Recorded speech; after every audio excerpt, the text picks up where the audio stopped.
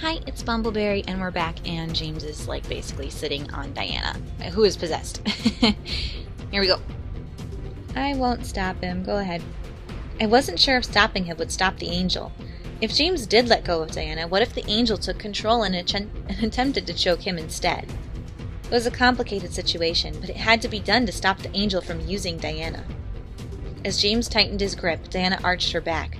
A spray of frothy saliva and blood erupting from her mouth towards the far wall. I don't like that visual. Her body continued to quake and spasm from the lack of air, and her face slowly began to turn blue. Diana's eyes slowly rolled into the back of her head, finally fading from gold to white as she dug her nails into James's wrist, trying one last time to make him release his grip on her. James would not budge. As Diana's body finally went limp and settled onto the marble, a large white aura of smoke wisped out of her chest and shot itself at the throne dais, settling on the steps and growing taller in place. The white smoke finally formed into a familiar, cloaked being who was arched forward with his veiny hands tensed out beside him. Something about the angel, however, seemed different than before, as if he had somehow gained energy from being within Diana. Come on! You filthy cur! You continue to try and defy your destiny when it is useless! James stood and glared hard at the angel, forming his sword once again in his hand and pointing it towards his new opponent. His body began to glow, and the room began to brighten at his golden aura. I have no such destiny to remain in this world. My life is bound to the one I love, not to an empty chair gained through blood. That almost rhymes. It should be a song. You will have no choice in the matter! I think he already made a choice. Like two bullets, James and the angel rushed at each other and collided, with James's sword against the angel's bare hands? What? I expected James's blade to tear through the angel's flesh, but the steel pressed against the angel's hands like it was grazing stone. Like the weeping angels from Doctor Who. The angel gripped to James's blade and slowly began to crush it beneath his hands, causing the magic surrounding it to falter and fade. James and I stared wide-eyed as the angel was able to rip the broken piece of the sword off and toss it to the side like it was plastic. Determined still, James shot his energy through his sword and reformed the blade, going once again for another attack, only to be blocked by the angel's forearms. Upon impact, the steel of the blade shattered like glass, falling to the ground. Why was he even bothering to possess Diana if he was super strong like this? I am no mere servant of heaven, demon. I am the keeper of destiny, the scribe of fates. You cannot defeat me no matter what spells you conjure. What does Sarah say in Labyrinth? You have no power over me. Can we just be super cheesy and say that? Upon his final words, the angel pressed his hands forward and slammed them against James's chest, forcing him to fly back and slam into the far wall. James! I instantly began to rush towards him, but found myself being lifted off the ground by the back of my neck and pulled away from James towards the angel. No! I grabbed at the back of my neck, feeling the angel's hand grip it tightly and keep my body afloat somehow. His hand felt indeed like stone and concrete, grazing against my skin roughly, and almost tearing at the flesh as I struggled. Let me go! I should have forced you to choose from the beginning, demon. This human will not see reason to let you go, but I know that you will see reason in the offer I will graciously give you now. The angel held my body out, dangling me in the air like a doll as I flailed and clawed at the angel's arm. My nails merely scratched against his stone skin as I felt my energy slowly deplete even further than it was in my spirit. Accept your fate, demon, and I will bring her back to the human world unharmed. Refuse, and I will release her to the gates of hell for the devil spawn to ravish. Gee, some angel you are. As he spoke of James's potential refusal, a large wave of heat burst forth out beneath my feet, causing me to look down and scream at the sight on the ground. Beneath my body was a large, open circle with red flames flaring out of it. Between the flames, I could barely make out the sight of hundreds of hands reaching up to try to stretch themselves through the hole above them and towards me. Each hand burned in red sent waves of remembrance down my body as an image of Malix reappeared in my head. My fear spurred me to flail harder in the hold I was in, uncaring of the friction his hand was causing on my skin. I could feel blood gather and dribble from the back of my neck, flesh tearing open from my attempts. I really do not want to die in this situation. James stared up at me, quaking from the fear of the situation. We were far away from him where he couldn't reach me even if he sprinted as I dropped. I was left to James's decision. Why is none of his brothers with me in this final battle? Diana, can you please, wake up and save me because you're awesome? Or Sarah? However, something in James's eye changed. A dark gold painted over his eyes as his body began to float in the air. Let her go! As you wish! Oh my gosh. Thinking of the Dark Knight where he's like, poor choice of words. A gasp managed to rush into my body as the angel's hand on my neck vanished without a trace. My body began to fall in the open pit below me. A wave of intense heat reaming at my legs before I felt a strong pair of arms wrap around me and pull me forward. What? I looked up to see James gripping me tightly, flying back away from the angel with me encased in his tight hold. As we reached the doorway of the main hall, James landed and set me down, keeping his intense glare on the angel by the throne. As the angel made their way towards us, I could feel the air become colder with each step he took. You cannot smite me, demon! It is useless to try! If I cannot kill you, then I will send you to a place you can never escape from. Yeah. James, determined to end this, formed a large wall between himself and the angel, pushing him back. The angel, unimpressed, tapped the wall over. He tapped the wall. I gotcha. So it's like an invisible wall. So the angel tapped the wall over and over in attempts to dispel it, but found it to be impenetrable. What? How? He's got skills. James no longer listened as he continued forward, forcing the angel back to balance his feet over the edge of the hell pit. However, despite such a rough push James gave him, the angel continued to balance himself. With a burst of white light, the angel completely dissolved the magic wall, jutting upwards and floating high in the air, tense and growling. James, however, wouldn't let him hang around for long. Bursting with energy, James pounced off of the ground and flew into the air at the angel. As he flew, James formed his sword, clashing it against the angel's body. The blade didn't break, but simply pounded against the cloak the angel wore like he was hitting armor. The angel became frazzled as he began to defend himself against the new, enraged power of James, who was not giving him an ounce of mercy in his attacks. It was almost dizzying to see James fly around their target, taking shots at him at ridiculous speed. Each hit resulted with a loud clang of steel against stone that bounced around the room in an endless but random cycle. Watching James encircle the angel with attacks was like watching gold fireworks going off against the moon. Suddenly, James kicked the angel back, causing them to separate and the angel to almost flip back from recoil. The incubus didn't falter as he gathered energy into his blade, making it gleam an almost ethereal and godlike glow. As the angel regained his upward position, he froze in the air at what he had seen. No! It's over! With a large shout, James shot himself forward and impaled his sword onto the angel's body, successfully ramming it through his body and skewering the angel. Ah! Yeah, buddy. How did that even happen? Just magic? Let's go with it. Why not? Gold lightning wrapped around the angel and James's blade, causing the wings on his back to burn away into bones, then to ash. The angel's hands slowly began to darken to an ashy black color from the electrocution. James ripped his blade out of his victim, leaving him to float in the air for a moment, frozen from the pain. As the angel began to fall, he let out a deathly scream before falling into the hell pit below. That stinks. It's a double whammy. You die and you kind of go to hell. As an angel? Oh, that's rough. The angel's body vanished into the hell pit before a large burst of red and orange flame burst from its opening. The chaotic screams of devils erupted from the pit as the flames began to die out and vanish. Soon enough, the pit slowly closed itself, having been fed a proper body to seal it away. I collapsed onto my knees, feeling the drain of the entire situation hit me like a ferocious wave. It was over. It was over at last.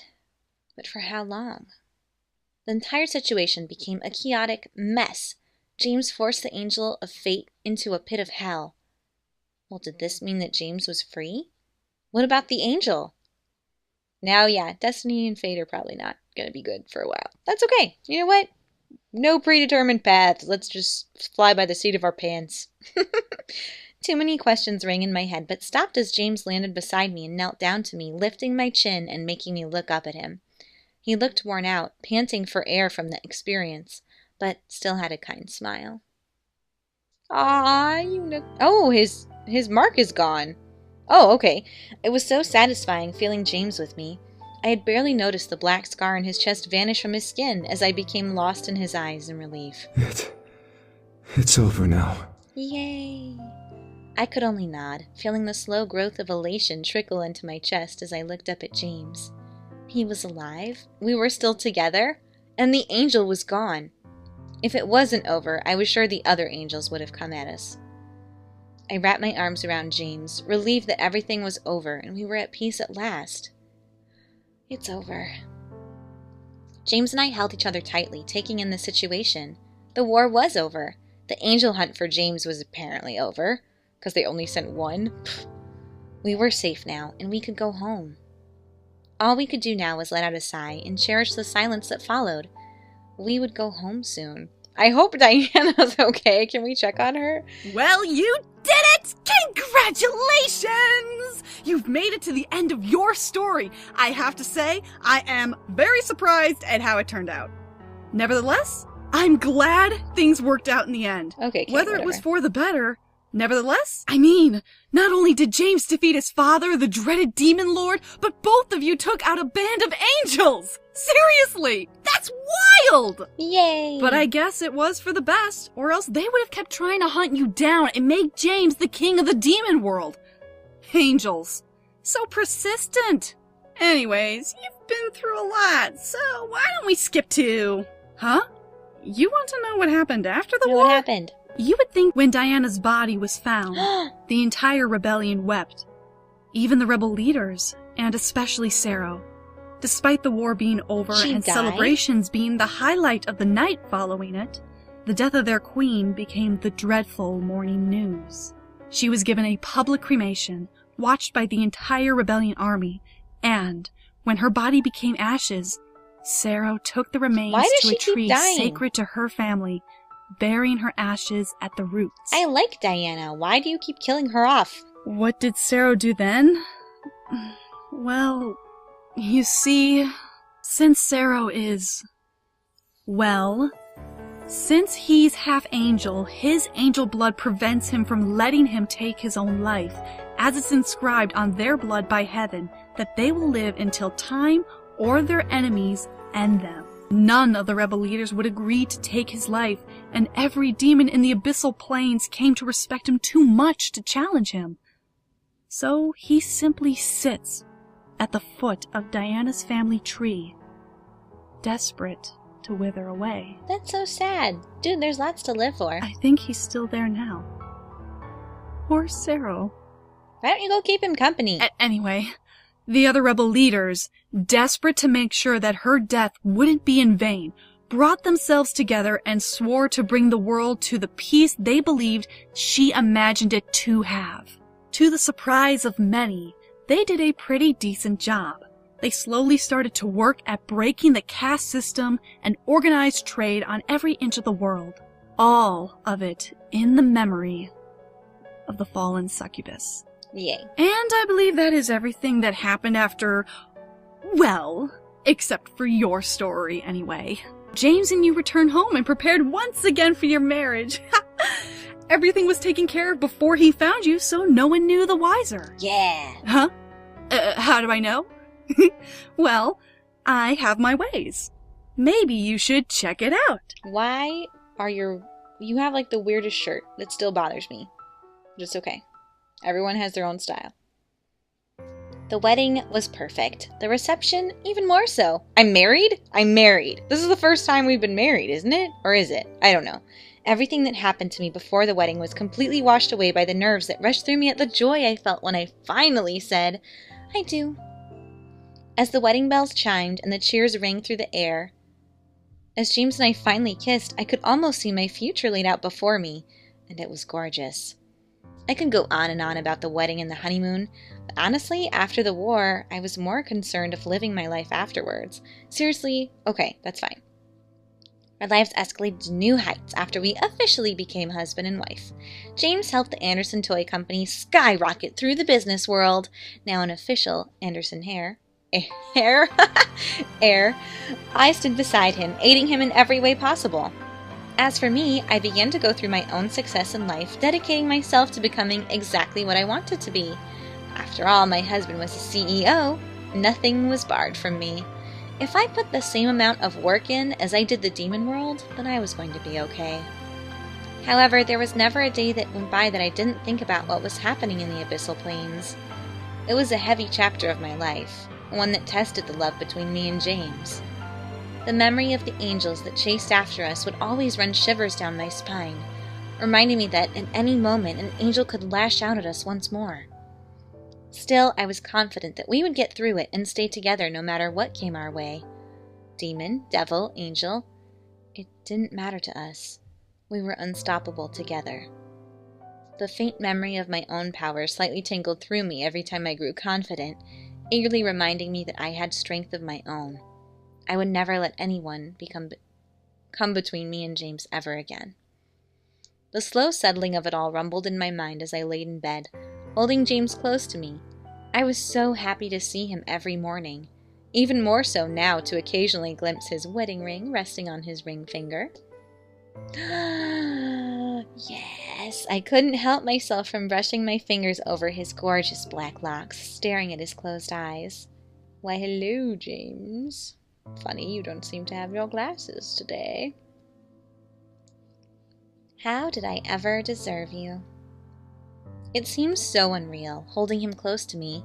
How lucky was I to have the man who was not only strong, but also intelligent and charming, all in one package. The demon part of him almost became an extra dab of cream on top. Whenever I looked at him, my heart would overflow in joy. This was indeed true love, and I was the luckiest person in the universe. I softly leaned in and kissed his forehead, needing to show my love even as he slept. He protected me with his arms around me, and I would show him my gratitude for as long as we were together. My kiss, however, slowly made James begin to stir in my arms. I gasped a bit before giggling, seeing his eyes slowly flutter open. The sight of his tired, whiskey-colored eyes made my heart do giddy flips, knowing that they would always look at me out of love. Good morning. Good morning. James nuzzled into the pillow beneath his head, taking a moment to wake up at last before smiling up at me. I smiled back, sliding my body closer to James and nuzzling his chest. How did you sleep? I slept well, but waking up to your smile is so much better. A red blush rushed across my face before I buried my face in James's shoulder, making him laugh and hug me against his chest. The content hum that rumbled in his chest made me smile despite the embarrassment on my cheeks. I was going to experience this every morning, waking in his arms and feeling complete within them. James gently kissed over my head before squeezing around my waist, making me look up at him and become lost in his loving gaze. What about you? I let a cheesy grin paint across my face before pecking his chin with my lips lightly, making him stare wide-eyed at me in surprised amusement. I think that's what we're going for. Sleep was good, but I'd rather be awake with you. James chuckled and kissed my forehead, hugging me tightly to him. Well then, what shall we do today? Huh? Don't you have work? James shook his head and caressed my cheek lovingly. I unconsciously nuzzled his palm, loving the warmth radiating from it as I stared at James patiently listening. I managed to grab a couple days off. Yeah, buddy. How many days? How does a whole week sound? Alright, let's go on vacation. I grinned and squeezed him slightly in a hug of my own, making him laugh a bit and kiss my nose sweetly. You're all mine for a week? For a whole week. No, I'm all yours regardless of that. Oh, that was good. I like that. To hear him claim that made my heart skip a beat. No one else to lay claim to him but me, and I was thrilled at that. I rested my head on his chest, listening to his heartbeat as he cradled my head to him and rested his cheek against my hair. So, any ideas? We could go into Chicago and watch a couple of shows, or we could even fly out somewhere if you want. Yes. We can do anything? Anything you want. Cake. I thought for a moment, trying to decide what to do. There were so many things available to us, but as I felt myself melt into James's embrace, I closed my eyes and rubbed my head against his chest. How about we lay here for a bit and decide later? With a nod and a laugh, James gave me a loving squeeze and shifted to make himself comfy, allowing me to use his chest as my pillow, which is so much fun with the person you love. While the idea of adventure was enticing, we could save it for when we were ready to really get out of bed. As my beautiful wife wishes. I love you, James. James lifted my chin slightly and stared into my eyes with an adoring gaze and smile, making every part of me practically swoon at the sight. I love you too. More than anyone in the world. I will always be here beside you every morning and every night for as long as we live. I believed every word. I let his words embed themselves into my heart, and I would remember them forever. As James finally kissed me, locking lips with mine, he sealed his words. I love you too. What is he going to say? We're going to love each other forever? Sure. His destiny was to be with me, and I to be with him. No angel could change that. No demon could break that. And that was my perfect happily ever after. And my destiny is with you. Okay. And then my destiny is with you is the achievement. So let's see if we got all of James's stuff. We didn't, because we didn't get his bad endings yet. So we'll have to do that next time. But, oh, there's only one? There's one bad ending for Jamesy James? James Earl Jones? I don't know. Parts of me thought that was a good storyline, and other parts of me are like, so we're never going to find out who put the stone thing together and Sarah wasn't there for Diana? Like, do you guys think if I had stopped James that maybe Diana would still be alive at the end? I haven't even had the chance to murder her very often. Only 2 people, right? In Matthew's and Eric's, you can choose to murder her. But in Sam and James's, she dies anyway. And then I doubt Diana's going to die in Diana's route. Unless I get the bad ending. Same thing with Damien. I don't even know. What are these general ones? People making out. Skankiness. I'm just kidding. You guys can do whatever you want. Kay, you have a lot of explaining to do. Why are you letting Sarah just sit there with a tree and be sad? We should have brought him back to the human world with us so that he could, like, I don't know, work in Kay's cafe. Or, you know, he should train the next dragon warrior person and be fabulous and just be like, okay, after I train you to be the best warrior to take over the world, will you please kill me? That would be great. Thank you.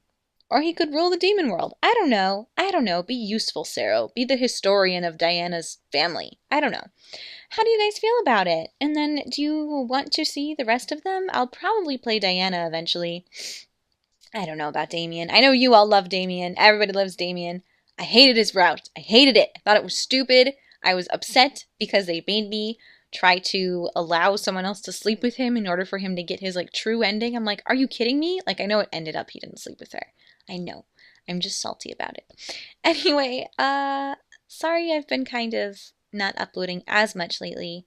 I've been kind of, I don't know, in a funk. I feel like I haven't been getting as many likes and comments, which is fine. Like, you guys are not obligated to anything, but, like, I've just been working on a lot of stuff, and so it just feels like this has taken a little bit of a back burner. So I hope you guys are still enjoying and that you're doing okay and that these are enjoyable for you. So hopefully that helps you out. But I'm just working on a bunch of projects right now, so sorry if I'm not as attentive here. And I hope you all stay strong, have a wonderful, beautiful day, and stay sweet. Take care. Bye-bye.